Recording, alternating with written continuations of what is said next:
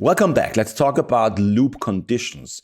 We talked about loops before. Loops are a way to, execute a certain part of your program multiple times. And the question is, well, how often should that loop, that's loop body, as we say, the blocks of code that we want to execute multiple times, how often should they be executed? And we can sort of make a distinction between two different scenarios here. The first scenario is we know the number of times before we start the loop. Okay, so it is known how often the loop will be repeated before we enter the loop in our program. And an example would be, playing each song in your Spotify playlist. You know that there's 20 songs there in the playlist, and if you put the loop mode on, hey, play this playlist here, it's going to be playing exactly each song exactly once, right? So, in total, there will be 20 loop executions there.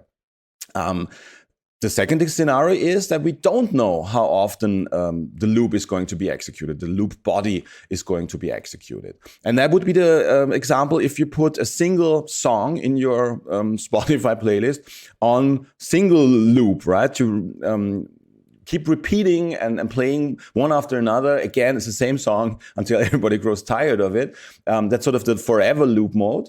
So we don't know how often that will be before we start a loop. It depends on the user. When he finally hits the stop button, then we know, okay, well, we have been executing this loop, 59 times there. But we do not know it beforehand. And the distinction there is the loop condition. Meaning the condition that has to be true in order to be continuing looping. Or you could also put the logic, place it around or turn it around and say, well, we have a stop condition, right? So that would be the inverse. We could have a condition to say, when should we stop executing the loop? In the Spotify single song example where we play a song forever until the user hits stop, that would be the stop condition. Repeat until I click stop there as a user. Okay, and we've got different loop types in different programming language, and repeat until are actually the code words for loop conditions in certain languages. That you write the English word repeat, then you drop the code block of stuff that needs to be repeated, and at the end you write the loop condition as until some stop condition is reached, like until the user hits stop there.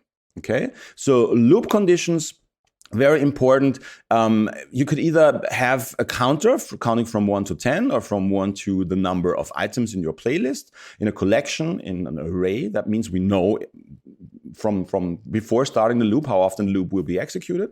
Or you've got sort of a loop condition where we do not know before we start the loop, before the user sees it, how often the loop will be executed. Think of the ATM example again. We don't know if the user enters the PIN code correctly the first time or the second time or the third time, right? So that means we have to repeat this, give me the correct PIN code until the PIN code is correct, or most probably until we've reached a certain number of wrong tries, and then we're gonna block the access altogether.